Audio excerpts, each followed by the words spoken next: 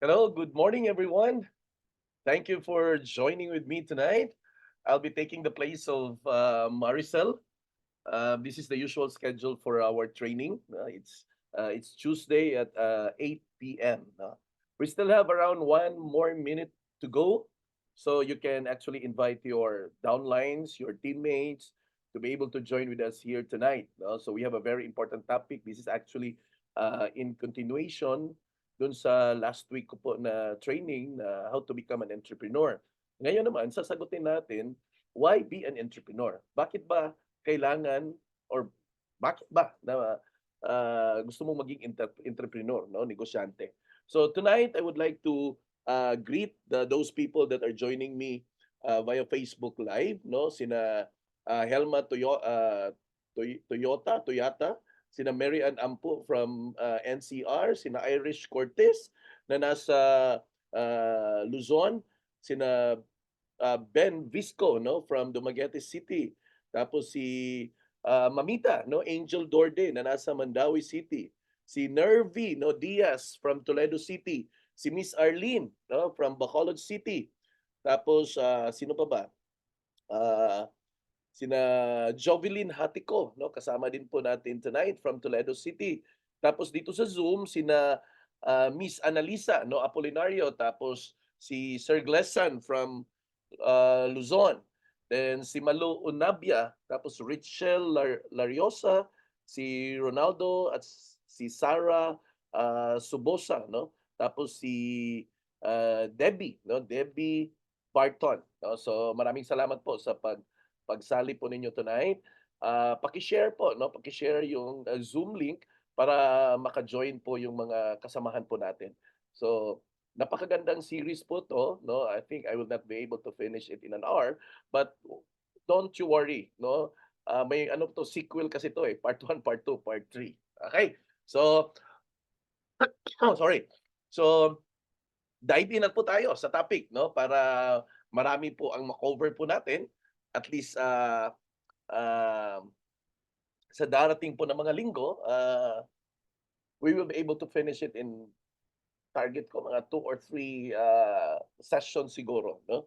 2 or 3 sessions. So, kung hindi naman, wala pong problema. We can always extend. We can always extend.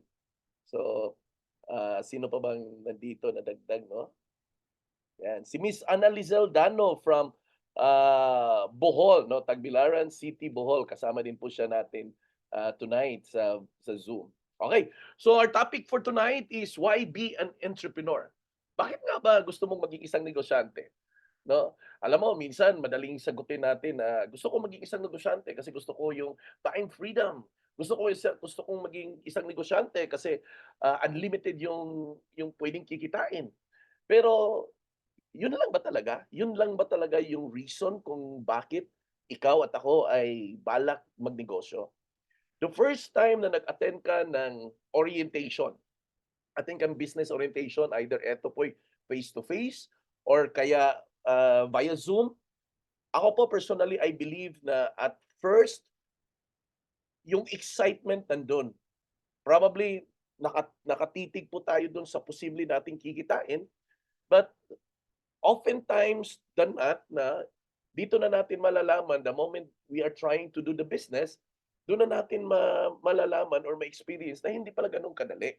Kaya not all people na nag-engage sa isang negosyo ay nag-last. Kasi hindi nila alam kung ano talaga yung punot dulo, ano talaga yung reason, and what are the elements needed to really become an entrepreneur. At and most importantly, bakit nga ba gagawin mo to? No, it's a basic question. No, kasi kung hindi mo naiintindihan kung ano yung reason kung bakit mo gagawin ito, then definitely uh, you're not going to last long. No, that's the reality of it. Okay, so ngayon, unti-unti po nating sasagutin po 'yan. No? Now, ang unang question when someone asks you why be an entrepreneur, most common correlation po is it about money? Nung ikaw ay nag-join dito sa DPPI, ano ba yung reason kung bakit ka nag-join? Ano yung first and foremost na nakapa-excite sa'yo na nag-response ka? Okay, ngayon sasagutin natin. Let's do some drill. Now, to those people that are joining with me in Zoom, can you share me your thoughts? Pwede pong paki-share kung ano po yung reason, no, nung kayo po yung nag-join ng DPPI, was it about money? So, yes or no lang po ang sagot nito, ha. Is it about money? And be honest, no? And be honest kasi wala naman pong right and wrong na answer dito. And to those people that are joining with us in Facebook, can you answer the question, nung ikaw ay mag-join dito sa DPPI, is it about money? So type niyo po yung sagot. Yes or no lang po ang sagot dyan. Is it about money? So kayo po dito, hintayin ko po yung sagot. Sabi ni no. Hindi daw tungkol sa pera. So, Kang Lizel, yes. Yun. Be honest, ha? Dapat honest po tayo dito. Si Lizel, sabi niya yes. Kay Annalisa, no. How about the rest, to? The, kay Miss Ivy Gigato, sabi niya, yes, it's about money. No, sabi niya. Rachel Lariosa, mostly yes. Sabi niya, mostly yes. So, how about the others? So, just an opinion lang. Kay Sarah, yes. No? Kay Miss Arlene, yes. Who else? No? I know it's mostly yes, but I really wanted to make sure if it's really yes, yes or no. No? Kasi pwede naman maybe. Pwede naman nag-i-enjoy lang. No? Si Mirasol, honestly, not about money, sabi niya. I already told you about Sarah. Yun. No? So may ibang reason si Miss Mirasol. Okay? Who else? Dito sa Zoom. Uh, what's your reason? Is it about money? Nung nag-join po kayo ng DPPI? Si Glesan, ano ba yung sagot ni Glesan? Si Ronaldo. Yan. Now, the first time, I'll be frank with you, the first time na nag-attend ka ng isang business seminar, although not all, but most of the time, nag-respond po ang isang tao because of the basic and the innate need of money. Sorry, basic and innate need of money. Nung nag-attend siya ng seminar, nakita niya na itong negosyo na 'to, na papasukin ko ay posibleng magbigay sa akin ng opportunity na kumita ng either ito'y full-time or part-time income. 'Yun po yung unang pumasok, definitely. Now, the time na-ignite po 'yun, nag-decide siya na, "Yes, I'm gonna do it. I'm gonna register, I'm gonna join, and I'm gonna do this business." The moment na nandun na siya sa loob, and when he tries to do the things na kailangan na gawin, no? Sabi ni Sir Ben, doing the things you like the most at the same time. Ayan. So, nung time na nandun na siya sa loob, tapos ginagawa na po niya yung dynamics, and nag-attend na siya ng mga training, ng mga seminars, ng mga workshop, and the person started to do the selling process. So, little did he know na hindi pala gano'n kadali, no? Hindi pala gano'n kadaling makabenta. At kung meron mang prospect na darating, hindi rin gano'n kadali makapag-decide na kukuha. So doon unti-unti niyang nai-experience na it's getting heavier, it's getting longer na bago ka kumita. Now, habang tumatagal po 'yan, habang tumatagal ang hintayan bago ka kumita, nandun na po yung pressure, papasok na po yung pressure.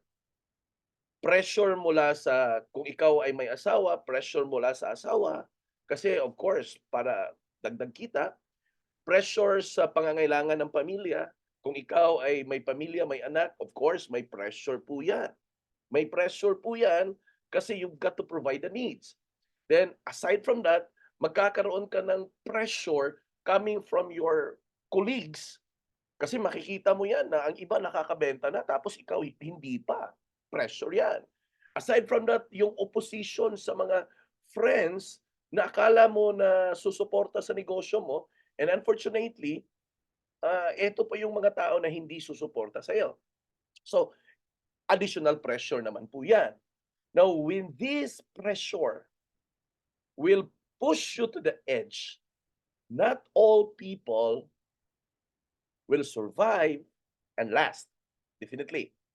That is exactly the reason na the moment they are trying to do a certain opportunity, explain ko lang ha, the moment ang isang tao nag-join sa isang opportunity, tapos after a couple of days, a couple of weeks, a couple of months, na hindi sila kikita, mararamdaman na po nila yung pain, yung hapdi, and if they are not going to get the so-called money, what they are going to do is they're going to jump into another opportunity thinking that it would be more easier pag lumipat sila ng ibang opportunity. But again, unfortunately, pag lipat po nila ng ibang opportunity, they will experience the same pain and they will experience the same opposition. So definitely, it's not about the money, just about the money. At first, yan po yung bitag. Yan po yung bingwit kung para makapasok ka. But the moment you are there, the moment na nasa loob ka na, you've got to have the right kind of attitude, the right kind of character in order for you to survive the turmoils of being an entrepreneur. Hindi ho lahat na makapag-survive. That is exactly the reason there are only few na naging isang negosyante ho. Kasi hindi po nila na-survive, hindi po nila nakayanan yung pain. Okay? That is the reason kung bakit ho marami po tayong mga downlines na inactive ngayon. Marami po tayong mga downlines na iba po dyan ay nag-quit na. Kasi hindi po nakayanan yung pain. So, to answer the question, is it about money para magiging isang entrepreneur talaga? Well, the answer is not really. It may be the attraction at first, but it is not the basis in order for you to survive. Okay? Tama po ba? Are we on the same page right now? No? The next question that I want you to answer nung ikaw ay pumasok dito sa negosyo natin, were you thinking about time freedom? Isa ka ba doon sa mga tao na na pumasok sa isang negosyo, sa isang opportunity because naghahanap siya ng time freedom? Kasi may kinikita naman siya sa trabaho niya, maganda naman yung income niya, substantial naman, nakapag-provide naman sa family, pero wala siyang oras. Naghahanap siya naghahanap siya ng ibang opportunity para eventually mag-replace doon sa current income niya para ma-enjoy naman niya yung time freedom. So, to answer the question, can you type in your chat box to answer the question, was it about time freedom? No? Sabi ni Glesan, Annalisa naman is yes, about time freedom. Sabi ni Mirasol, yes, no? About time freedom. Yung iba ho, how about the rest? Si Richel, yes, no? About time freedom. Si Miss Arlene, time freedom.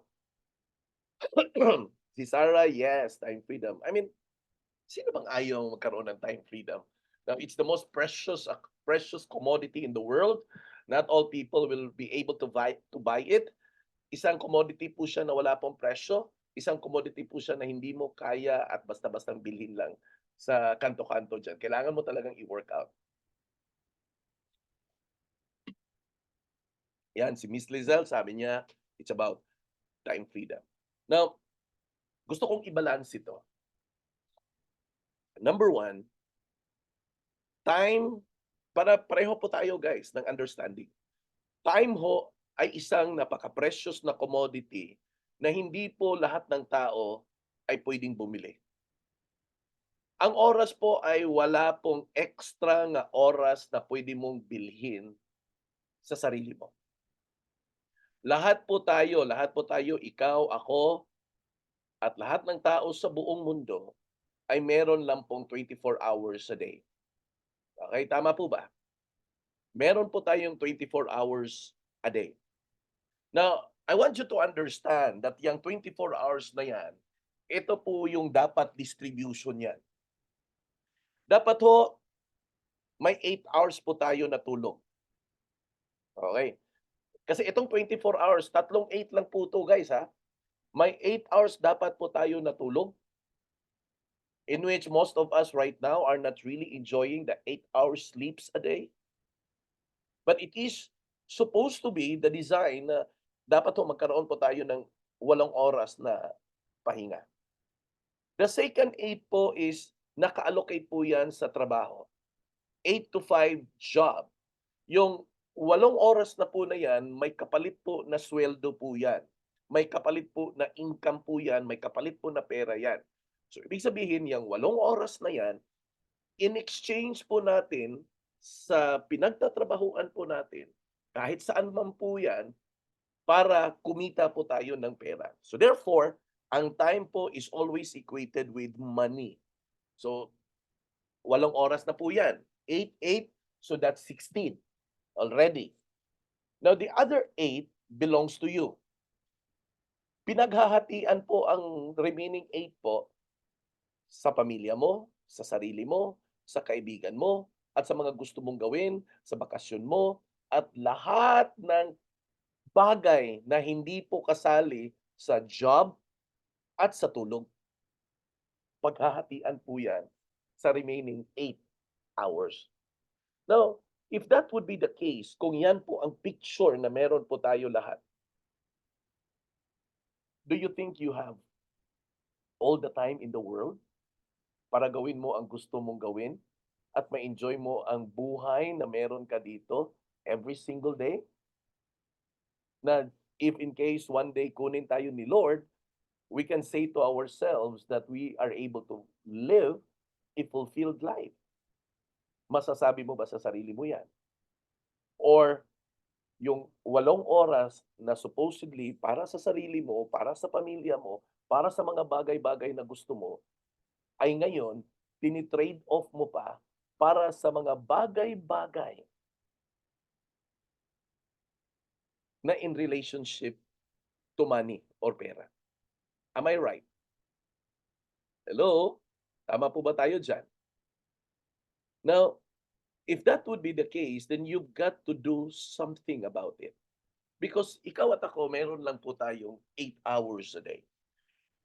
In DPPI business, we tailored fit a marketing plan that allows you the possibility of earning a long-term income even if you are no longer physically working.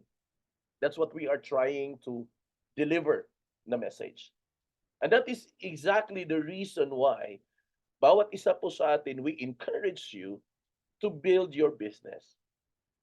The reason why we encourage you to build your business by building your team, and by the way, that is through recruitment of new business partners here, because we understand that in the 24 hours na meron po tayo, imposible ho na magkakaroon po tayo ng extra time po dyan na kung tawagin po natin time freedom.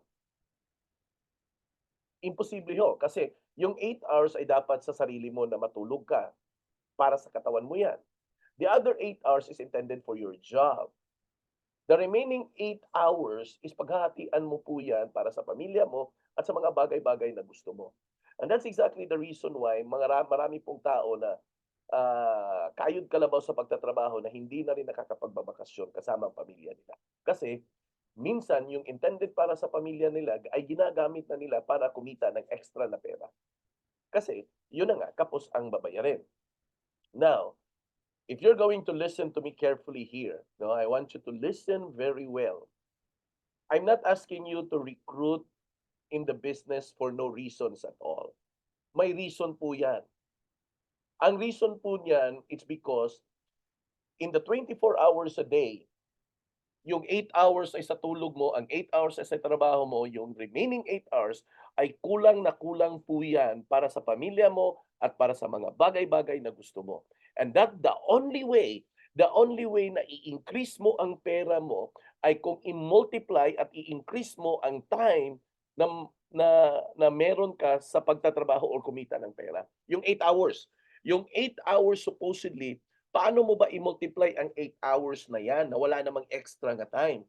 Now, yung 8 hours na yan, you are going to multiply that every time na magkakaroon ka ng isang downline at eto ay natuturuan mo paano gawin ang negosyo. yang tao na yan na na-recruit mo na naturuan mo sa negosyo na 'to, yan ang multiplier effect mo. Kasi yung oras niya na binibigay sa negosyo, ang kayod na ginagawa niya ay multiplier doon sa time na meron ka. So kung marami kang downlines, marami kang tao na tinuturuan at natututo at ginagawa ang negosyo seriously, then you are able to multiply not just your time, but you are able to multiply your income as well. Tama po ba? So if you are really, really, really serious in engaging a business that will change your life forever, I really, really suggest take a look into the DPPI marketing plan, because the DPPI marketing plan allows you that one day you will be able to enjoy a good and substantial income even in your retirement phase. Okay? Oh, sorry. So take a look at it seriously right now. If you are not going to consider building your business by recruiting more people into the business, by building your team bigger and bigger, it is totally impossible for you to be able to enjoy the time freedom. Bakit ho? Because you will end up still working for yourself. But if you are able to build the business by building your group, by building your team, I promise you this, one day you are going to enjoy a leverage income substantially. Alam ko po hindi po ganun kadali. Alam ko po hindi po ganun kadali maghanap ng tao na katulad mo. Alam ko po hindi po ganun kadali mag-recruit. But in everything po, wala naman pong easy sa life. But the only important thing here is that you keep doing what you are supposed to be doing so that you will be able to reach your destination. You are not going to reach that destination if you keep stopping by. And most importantly, if you changing vehicles and gears.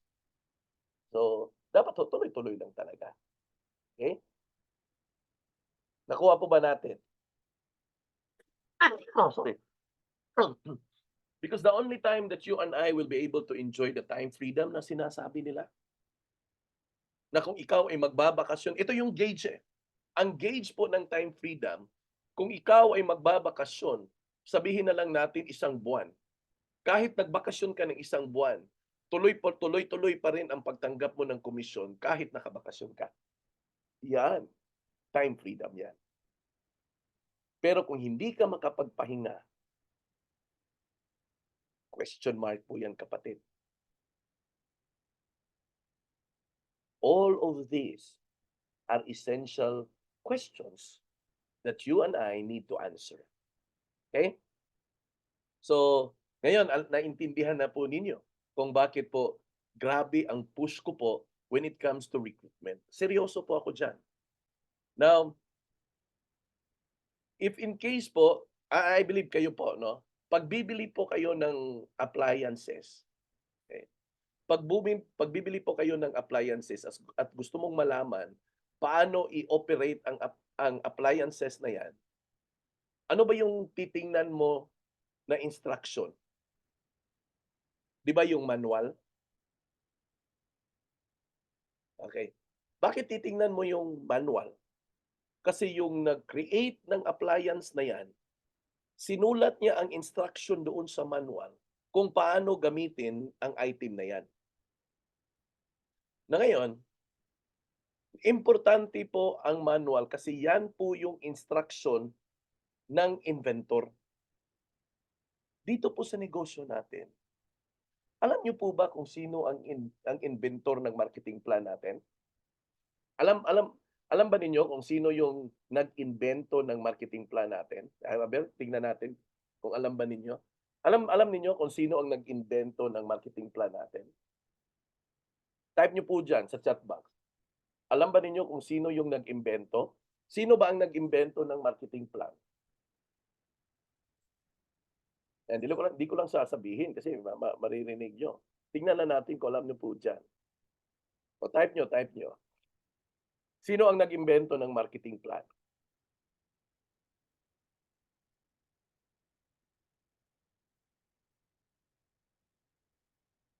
Yan si Kayo Mari. po.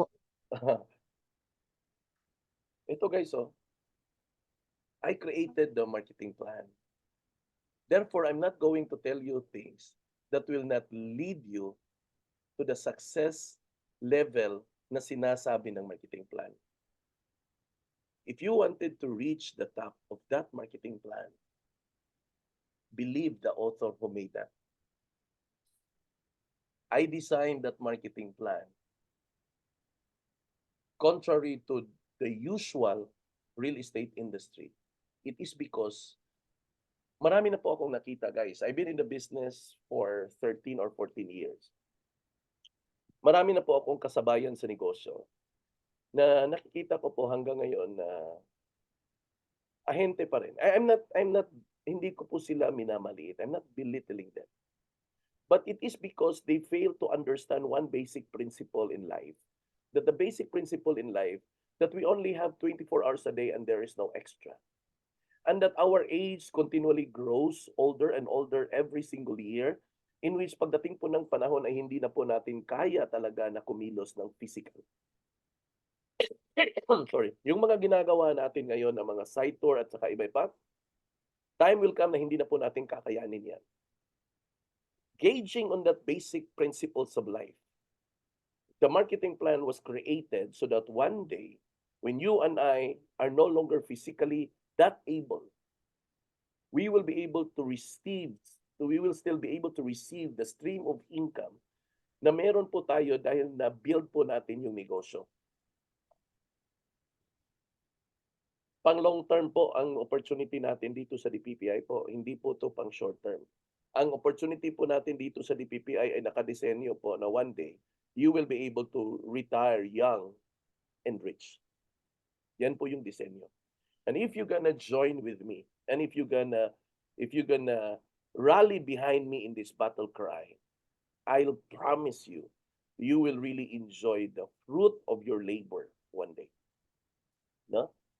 So, ihataw natin. May mga schedules po tayo across. So, your leaders knows about it and make it an opportunity. Make it a lifestyle to invite people into the business. Don't worry.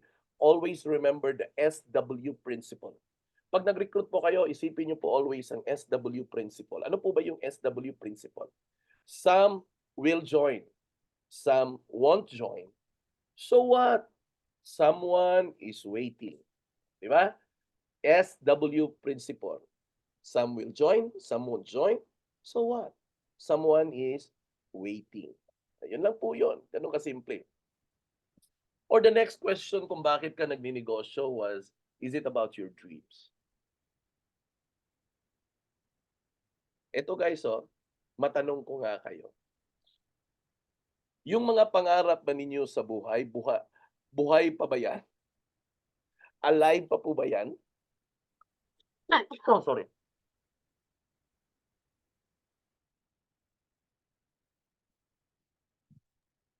Now, let me ask you this question. Now, to those people that are joining me in the Zoom and also in the Facebook Live, yung mga pangarap nyo sa buhay, buhay pa ba yan? Hello? Si Miss Arlene lang ang nagsabi na buhay pa yung pangarap niya. Si Richelle sabi niya, yes, buhay na buhay. Yes. Buhay na buhay. Who else? How about the rest? Buhay pa ba yung pangarap mo dyan? Alam nyo guys, ito guys, oh. 13 years ago when I first met the real estate business, it blew my mind away. During that time, there was only around 1 or 2 condominium in Cebu. And I said to myself that this is a great opportunity. During that time po, wala pa po akong bahay. Wala akong bahay na I called it my own. Wala rin akong sasakyan. I only have mountain bike. Pagkakaalala ko during that time. But I have a lot of dreams. And it's a burning desire inside me every single day. Now, for those people na nakasama ko for quite a long time, they will always hear me say, one day, one day, one day, I will be able to have that. One day, I'm gonna live in that place. One day, I'm gonna build this one. It was all about one day. Every time that I have new people, every time that a new member that is added to the organization, I always tell them, one day, one day. And I begin to share to them that dreams inside me, that burning passion, that burning desire. I keep sharing it to them. I keep it alive every day. I, in fact, put a big picture of those things that I wanted in my room, put it in the wall, and I look at it every day. I look at it every day. The moment I wake up, I look at it. The moment I sleep, before I sleep, I look at it every day. And it burns me inside.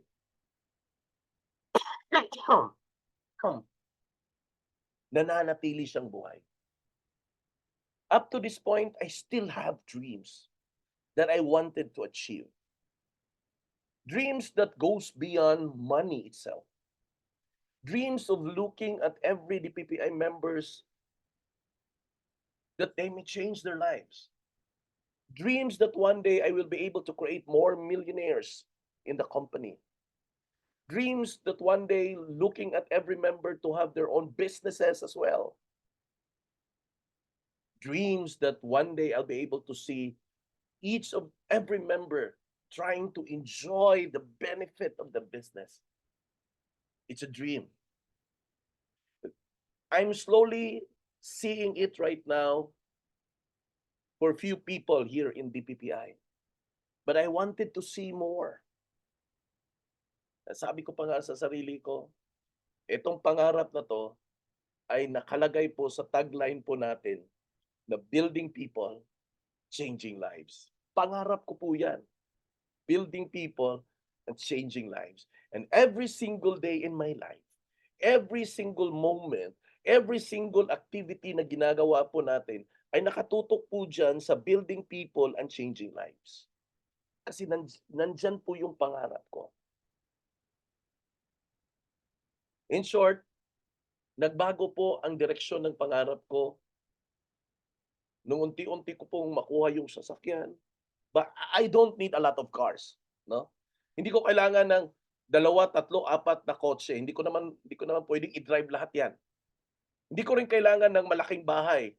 Hindi nga ako makalinis sa 40 square meter ko na bahay, kailangan ko pa ng malaki. And besides, I don't need a big house. My children, when they grow up, they will leave me anyway. Why would I need that? No, I'm not saying it's bad, but I don't need it. And that's why I'm pouring all my dreams into building people and changing lives. So ito po 'yan, no? Ito po yung gusto kong makita nyo.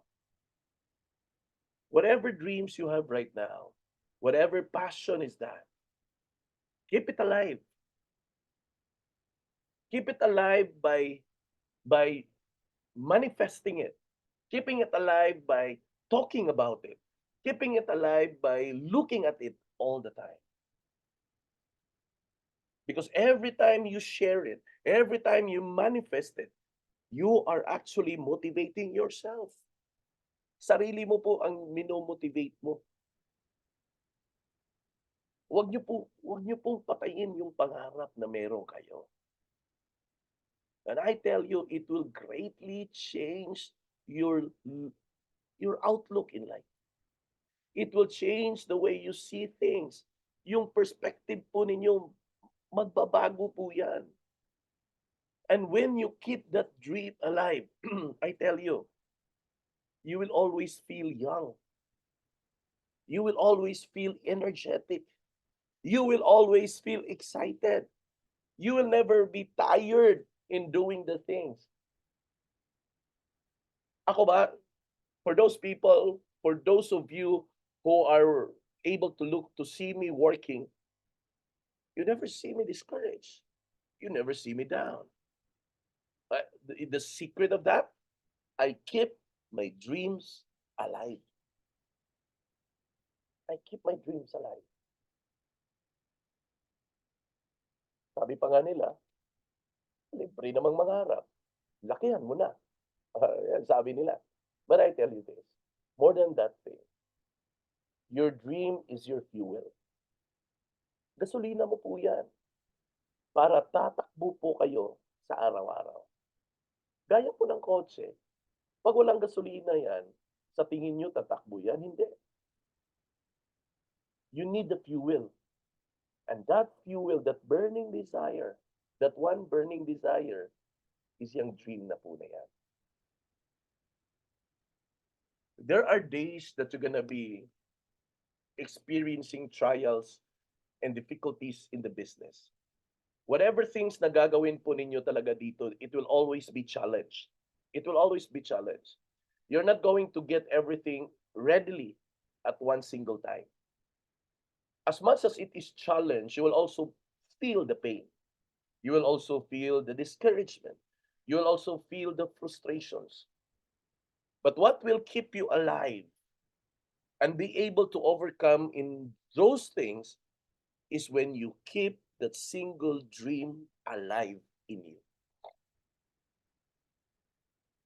And little do you know that when that dreams fuel your day to day, the next thing you know is that slowly you are achieving the goals that you have for yourself.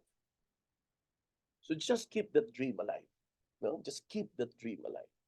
All of the things na gusto mo at plinano mo, magkatotoo yan.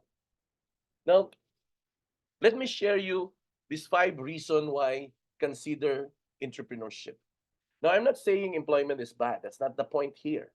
But we are just trying to put a spotlight, no? We're trying to put a spotlight on the idea and the possibility of starting a business. I've seen people that are working and at the same time doing business, and it works. No? They are able to fulfill their life goals, their desires, their career, their personal development in life, but at the same time, they're also able to develop certain business.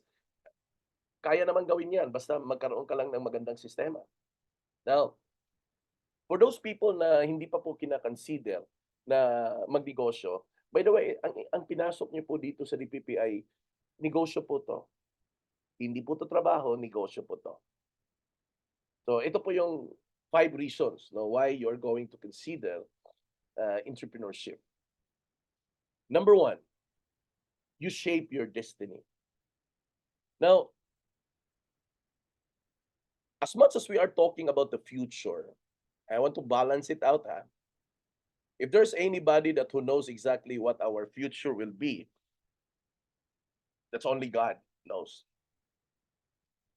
Future are shaped no, by the Almighty God. But if our heart is in tune, our desire is in tune, our dreams and desires in life will one day be aligned to the so-called will of God. That eventually you will end up on the kind of destiny that God entitles you to have. Now, destiny is something that you don't see right now. It's in the future. You don't know exactly how it looks like. And in fact, yung destiny na yan, it doesn't necessarily mean that you're gonna just be going through it just like a walk in the park. So, hindi po. Para bang pabanjing-banjing ka lang at eventually darating ka dun sa tinatawag mo na destiny. No, you won't. You won't get there na pabanjing-banjing lang, paisi-isi lang. So, you've got to really do something about it. Okay? So, it is something that you got to be clear. Of course, we are praying. We are praying na, Lord, bless me with that, bless me with this. But if you're not going to do something about it, then definitely it won't really happen. Hindi po siya darating. Now, as an entrepreneur, the opportunity to impact your life and create your future belongs to you only. Nasa sayo po yan. No? Whatever God wants you to be and to have, He is only going to impress that on you. He's not going to tell that to other people. He's not going to tell your brothers and sisters. He's not going to tell your spouse. He's not going to tell your colleagues. He is only going to tell exactly what are the things that He wants you to be. Just say it. No? Only belongs to you. And whatever is that, God will going to make it sure na yung journey mo na yan towards the so-called success ay it will be able to impact other people's lives. Because definitely, God will not going to give you something or not going to bless you something if it will not bless other people as well. Kasi contradictory po yan sa one basic principle of life na nilagay po sa Biblia. Nung sinabi po ng Panginoon na go and multiply. It's not just about physical multiplication, but it's also about impacting other people's gift through you. So multiplication po yan. So ibig sabihin, when we journey towards success, there will always be people that will be blessed with the things that we are doing. No? Ipaparating sa atin yan, but definitely, it will bless others. Sorry. Now, number 2, spend your time. Yan, ito. Spend your time on things that matters the most. Nagninegosyo po tayo para one day, when we are able to in place every system na kailangan po natin, that one day, etong negosyo na tinayo po natin ay kaya po siyang tumakbo with or without us. Then, we are able to leverage not just our income, but we are able to leverage our time as well. Sinabi ko po kanina yung illustration ng division of time. Time is only divided into 3 segments. No? Balikan ko ulit para you will be able to understand this one. Yung time po is divided only 3 segments. Yung 24 hours na meron po tayo, ito po yung category. The first 8 hours are supposed to be given for your sleep in order for you to be able to recuperate, in order for you to recharge, regenerate, and energize yourself. Sleep, 8 hours. That is supposed to be intended. The second 8 is intended for your livelihood. Kaya nga po, yung trabaho natin is 8 to 5 job. That's 8-hour job po yan. Yung 8 hours po natin, in exchange po natin with a certain form of income. So that's the second 8. The third 8 po, ito po yung pinaghahatian. Alam mo po, sino yung, grabe guys, yung 8 hours ay buo na binigay po natin sa trabaho. Yung isang 8 hours ay binigay po natin sa kama natin. Yung remaining 8 hours, alam mo, sinong naghahati-hati niyan? Pinaghahatian po yan ng una, time for your family, time for yourself, time for your friends. Pati time sa Panginoon, nandiyan na rin yun sa 8 hours. Can you just imagine the remaining 8 hours ay pinaghahatian ng maraming factors? Now, the reason why you want to engage into business so that at least yung isang 8 hours, yung 8 to 5 na oras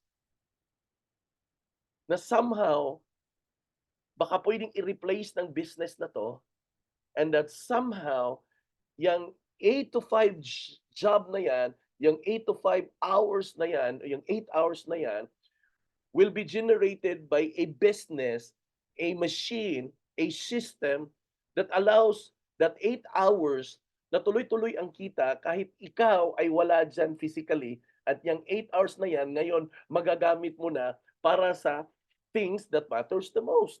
So ano yung things that matters the most? Things for the family, things for yourself, things for your friends, your colleagues, your personal ministry. So magagamit mo na. So ngayon, yung 8 hours, binibigay mo na sa tulog, yung isang 8 hours ay nag-create ka ng isang system, isang negosyo na pwedeng magbigay sa iyo ng long-term residual passive income na hindi na kailangan 8 hours ang ibibigay mo diyan, baka 2 or 3 hours na lang. At yung remaining 5 hours ay pwede mo nang ilagay do'n sa extra time na pwede mong idagdag para sa sarili mo, sa Panginoon, sa pamilya, at sa community kung saan ka. Things that matters the most. Yan ang reason kung bakit ini-encourage namin po kayo na mag-build talaga ng negosyo. Paano mag-build? By recruiting people into the business. Seryoso po ako dyan sa recruitment. And if you're just gonna listen to this, I tell you, it will really, really, you will really see the fruits of it. Meron na po tayong, guys, meron na po tayong nakita na mga living example po nito. We have the example of Miss Novelin. We have the example of Sheila Iscasinas. We have the example of Jody Bainosa. Marami po sila. We have the example of Mel Berdan. We have the example of Shirley Amistad, who is continually earning an income even though she's in the United States. Those are the things, actually, guys, the benefit of really, really looking at it seriously as a business. Okay? So, yan po yung number 2, no? Spend your time on the things that matters the most. Okay? Ito also, let me share you this quote. Entrepreneurship gives you the opportunity to balance your time. Yan, napakagandang statement, no? Entrepreneurship gives you the opportunity to balance your time. Hindi po siya madali, guys. No? I'll be honest with you. I've been working it practically my whole lifetime. And in fact, I still haven't reached it to the fullest potential.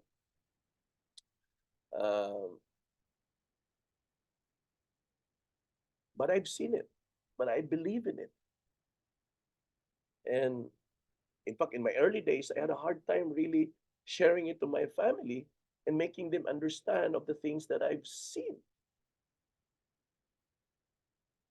And that's why I'm working so hard, working so fast, so that at least makita ko naman na ito ay ma-achieve po natin na kahit papaano buhay pa po ako. No?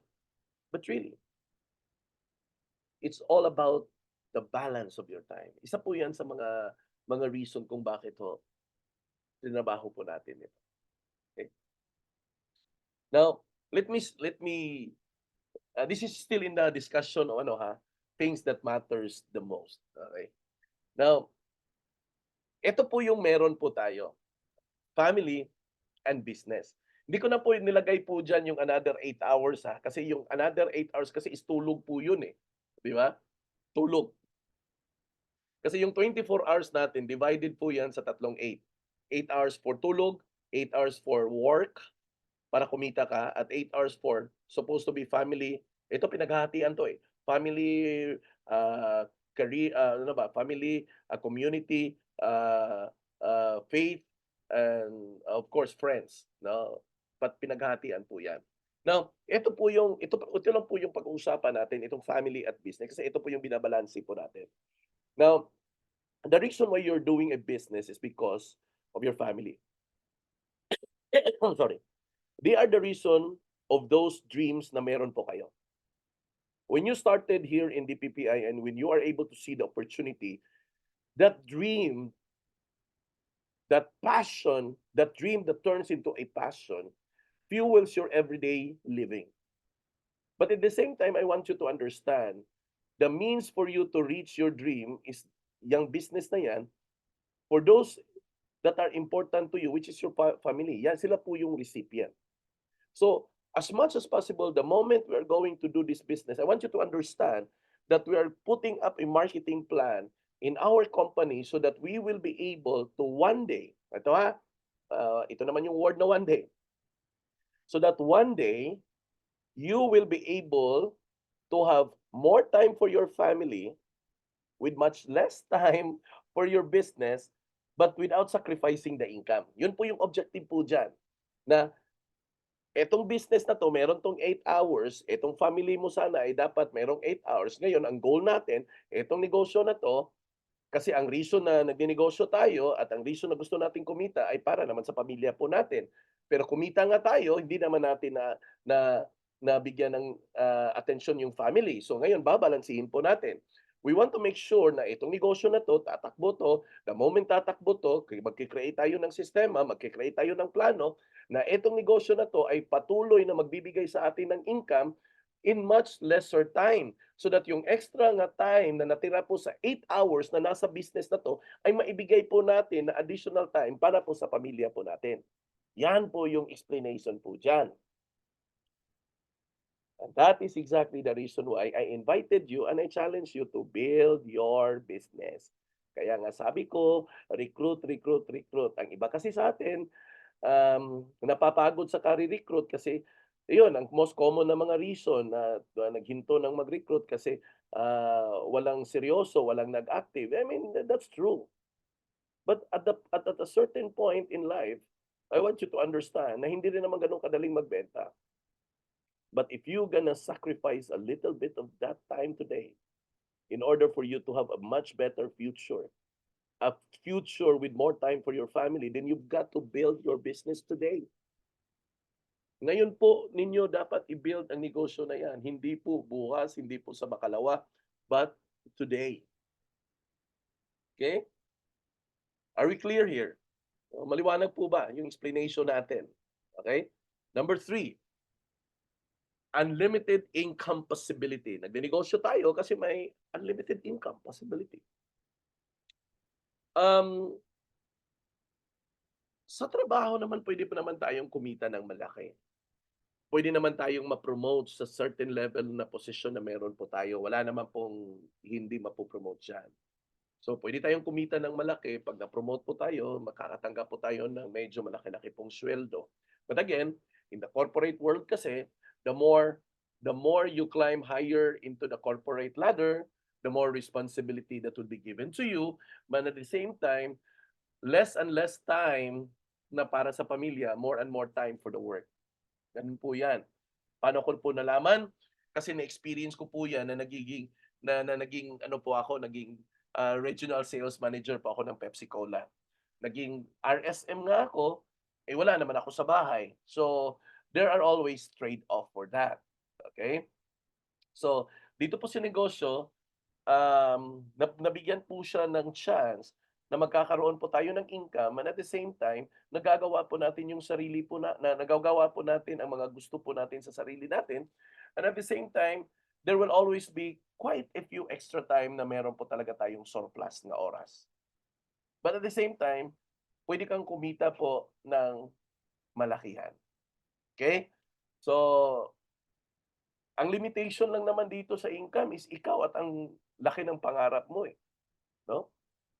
It's just you and the size of your dream. Yun lang po yung limitations. Sabi pa nga nila, eh,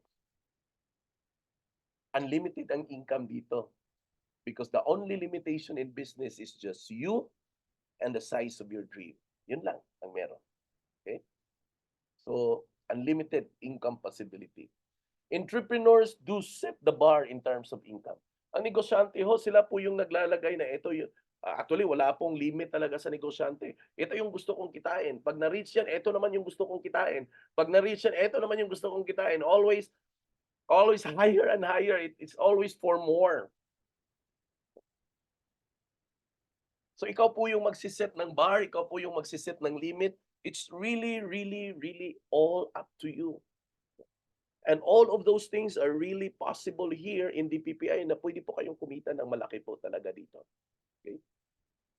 Number 4, kung bakit po tayo nagnenegosyo, especially here in DPPI, you can work anywhere. Now, ang kagandahan po ng DPPI business is that you can do this remotely. As long as meron po kayong gadget at meron po kayong internet connection, okay, solved na po yan. Up and running na po yung negosyo mo. Hindi po ito gaya ng mga traditional businesses na pagbukas po ng tindahan, 8 oras nandiyan po kayo sa tindahan, hindi po kayo makakaalis. Ito ho, you can do it anywhere. You can do it while on vacation. You can do it while on tour. You can do it even right at nag-island hopping kayo. As long as may signal. Nasa beach po kayo, nasa swimming pool, you can do it everywhere and anywhere. Anytime pa rin. Di ba? Napakaganda po ang opportunity na meron po tayo. You just have to take a look at it on a different perspective. Di ba? Anong meron sa negosyo? Flexibility and convenience. Lahat naman tayo, di ba, gustong flexible ang oras. Lahat naman tayo gustong convenient. Sino bang sino bang ayaw na magkaroon ng convenience? Of course, lahat tayo gusto. Lahat tayo gusto flexible. Di ba? Oh, I love this one. Really, I love this one. In fact, kanina, let me share you my day today. Kanina ho, early in the morning, I wake up early because it's a schedule. No, it's my schedule for Tuesday morning prayer. So, I went to IT Park and we had our 8 a.m. morning prayer, and I love it. That's every Tuesday. That's every week. Then after that, at 10 o'clock, I had my meeting in Ayala in IT Park.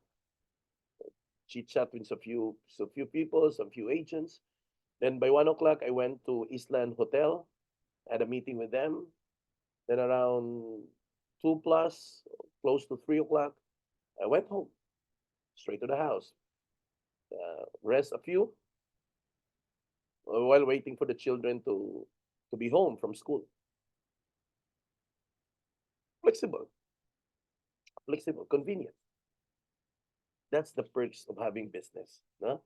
That's the perks of doing business. And that's what exactly what I want you to really, really enjoy. And five, chance to leave a legacy. Legacy. So that people will remember you by. Now, legacy is not what, sabi ni Victor Belfort, legacy is not what I did for myself. It's what I'm doing for the next generation.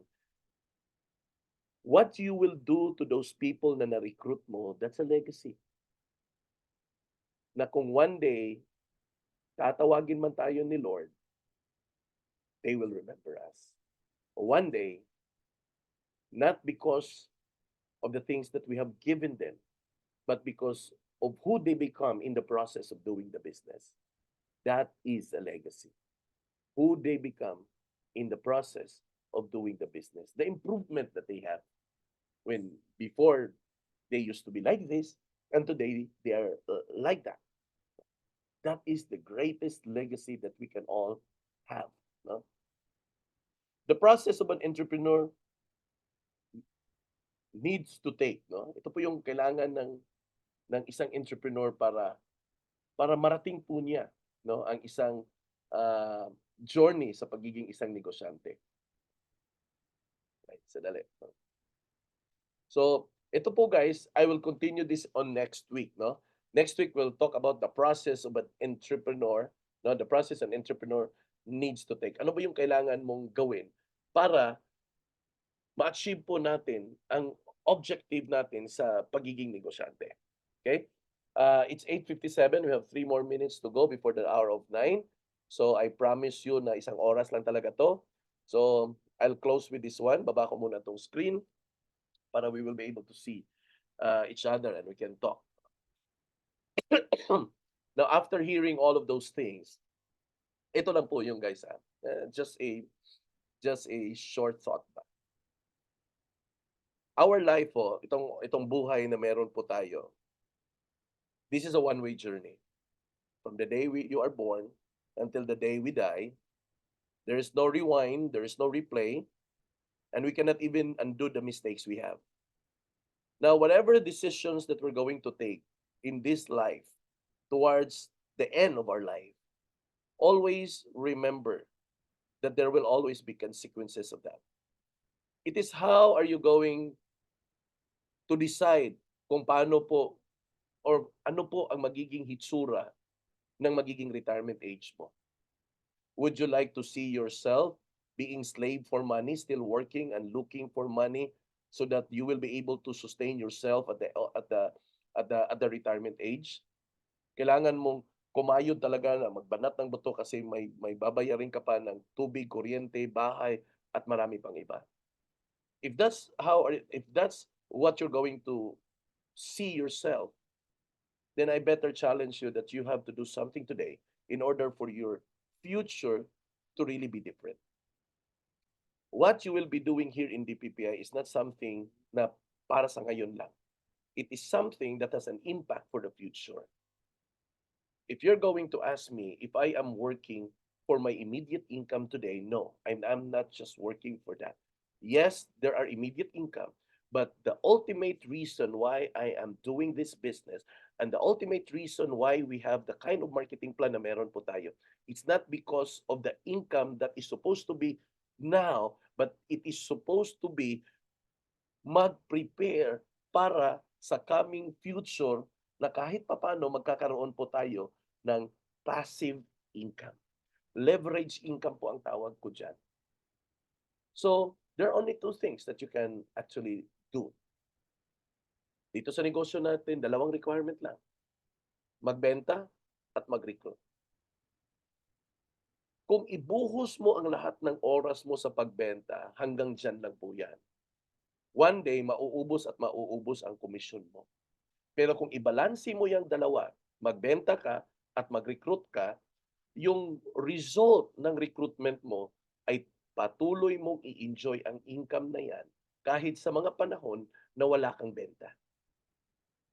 Ulitin ko ha, pagsabayin mo yung dalawa na yan, balansihin mo ang dalawa na yan, benta at saka recruit, darating ang panahon na kahit wala ka ng benta, patuloy pa rin magkaroon ka ng income kasi may mga tao kang na-build sa negosyo na to na patuloy na gumagawa sa negosyo na to.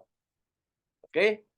So, pagpatuloy po natin next week, ang continuation po sa topic na to. Napakaganda po ang topic na to, kaya sabihan niyo po yung mga downlines niyo na don't miss this topic. Okay? Thank you very much and God bless you. I am Joffrin Villasencio, no, and hope to see you in person, no, pag nagkita po tayo. Then at the same time, take note po ninyo, may Zoom meeting, may Zoom recruitment po tayo on Thursday at 8 o'clock in the evening. Via Zoom po yan.